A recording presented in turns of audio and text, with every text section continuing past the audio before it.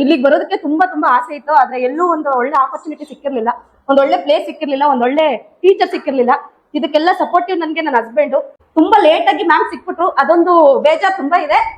ಈ ಆಪರ್ಚುನಿಟಿ ಯಾರು ಮಿಸ್ ಮಾಡ್ಕೋಬೇಡಿ, ದಯವಿಟ್ಟು ಇಲ್ಲಿ ಬನ್ನಿ. ಇಲ್ಲಿ ಎಲ್ಲರ ಬಂದಿಗೆ ನಾವ್ ಹೇಳೋದಕ್ಕಿಂತ ನೀವು ಇಲ್ಲಿ ಬಂದು ಏನ್ ನಡೀತಿದೆ, ಏನ್ ಮಾಡ್ತೀವಿ, ನಾವೇನ್ ಕಲಿತೀವಿ ಅನ್ನೋದೇ ಇಂಪಾರ್ಟೆಂಟ್ ಆಗುತ್ತೆ. ನೀವು ಕಲ್ತ್ ಮೇಲೆ ಹೇಳ್ತೀರಾ, ನಾವ್ ಹೇಳಿದ್ರೆ ಸುಮ್ನೆ ಅಲ್ಲಿ ಹೋಗಿದ್ದಾರೆ ಏನೋ ಒಂದ್ ಹೇಳ್ಬೇಕು ಹೇಳ್ತಾ ಇದ್ರ ಅಂತ ಅನ್ಕೋತಾರೆ. ಬಟ್ ಎಲ್ಲರೂ ಇಲ್ಲಿ ಬಂದು ಕಲ್ತು ಆಮೇಲೆ ನೀವು ಮಾತಾಡಿ. ನಾವ್ ಮಾತಾಡಿದ್ರೆ ಈಗ ಏನ್ ಹೇಳ್ಕೊಟ್ಟಿರ್ತಾರೆ ಮಾತಾಡ್ತಾರೆ, ತುಂಬಾ ಜನ ತಿಳ್ಕೊತಾರೆ ಅಂತ ಇದ್ದೀರಾ. ಇಲ್ಲಿ ಬಂದು ನೋಡಾದ್ಮೇಲೆ ನೀವೇ ಮಾತಾಡ್ತೀರಾ, ನಾವ್ ಮಾತಾಡೋದಕ್ಕಿಂತ ನೀವು ಜಾಸ್ತಿ ಮಾತಾಡ್ತೀರಾ. ಎಲ್ಲದಕ್ಕೂ ತುಂಬಾ ತುಂಬಾ ತುಂಬಾ thanks Lakshmi ma'am, thank you so much.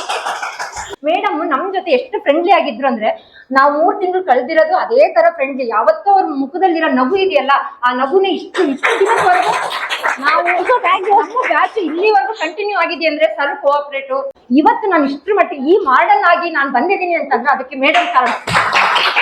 ನನಗೆ ಸ್ಲೀವ್ಲೆಸ್ ಬ್ಲೌಸ್ ಗೊತ್ತಿಲ್ಲ, ಜೀನ್ಸ್ ಪ್ಯಾಂಟ್ ಗೊತ್ತಿಲ್ಲ, ಕಾಲರ್ ಗೊತ್ತಿಲ್ಲ, ಯಾವ್ದು ಪ್ರಿನ್ಸೆಸ್ ಕಟ್ ಗೊತ್ತಿಲ್ಲ.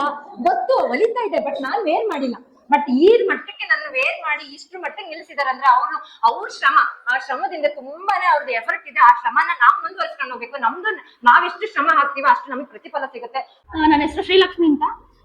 ನಾನು ಇಲ್ಲಿಗೆ ಬರೋ ಕಾರಣ ಇವ್ರದ್ದು ಯೂಟ್ಯೂಬ್ ಚಾನಲ್. ನಾನು ಯಾವಾಗ್ಲೂ ಇವ್ರ ಯೂಟ್ಯೂಬ್ ಚಾನಲ್ ಅಲ್ಲಿ ಇವ್ರ ವಿಡಿಯೋಸ್ ನ ನೋಡ್ತಾ ಇದ್ದೆ. ಬಟ್ ಇವ್ರ ಕ್ಲಾಸಿಗೆ ಯಾವ ಸ್ಟಾರ್ಟ್ ಮಾಡ್ತಾರೆ ಅಂದ್ರೆ ಆಫ್ಲೈನ್ ಅಲ್ಲಿ ನನ್ಗೆ ಕಲಿಬೋದಾ ಇಲ್ವೋ ಗೊತ್ತಿರ್ಲಿಲ್ಲ.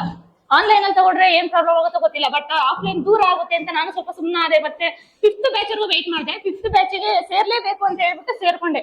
ಬಟ್ ನಾನು ನನಗೆ ಹೊಲ್ಕೊಂಡ್ರೆ ಸಾಕು, ನಮ್ಮ ಮನೆಗಿರೋರ್ಗೆ ಹೊಲ್ಕೊಂಡ್ರೆ ಸಾಕು ಅಂದ್ಬಿಟ್ಟು ಸೇರ್ಕೊಂಡಿದ್ದು. ಬಟ್ ಇವಾಗ ಇಲ್ಲ, ನಾವು ಎಲ್ಲರಿಗೂ ಹೊಲಿಬಹುದು ಅನ್ನೋ ಕಾನ್ಫಿಡೆನ್ಸ್ ಬಂದಿದೆ. ನಾನು ಈ ತರ ಎಲ್ಲ ಬಟ್ಟೆ ಹೊಲಿತಿದ್ದೆ ಅನ್ಕೊಂಡೇ ಇರ್ಲಿಲ್ಲ. ಬಟ್ ಈ ತರ ಎಲ್ಲ ಬಟ್ಟೆ ಹೊಲಿಬಹುದು ಅಂತ ಮೇಡಮ್ ಇಂದ ಕಲಿತೆ ನಾನು.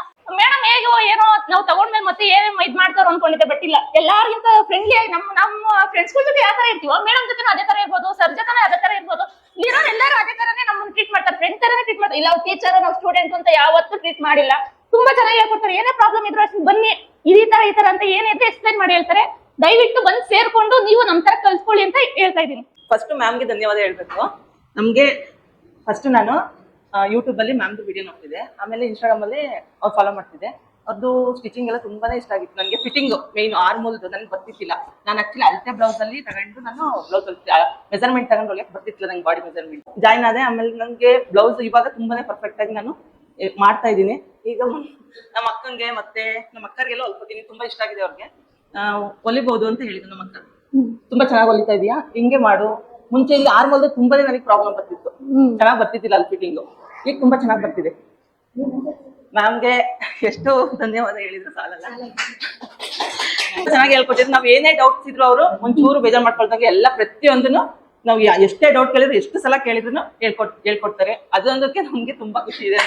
ನನಗೆ ಸ್ಟಿಚಿಂಗ್ ಬರ್ತಾ ಇತ್ತು, ಆದ್ರೆ ತುಂಬಾ ಚೆನ್ನಾಗಿ ಬರ್ತಾ ಇರ್ಲಿಲ್ಲ. ನಾನು ತುಂಬಾ ಕಡೆ ಟ್ರೈನಿಂಗ್ ಮಾಡಿದ್ದೀನಿ, ಬಟ್ ನನಗೆ ಪರ್ಫೆಕ್ಟ್ ಆಗಿ ಯಾರು ಹೇಳ್ಕೊಡ್ತಾ ಇರ್ಲಿಲ್ಲ.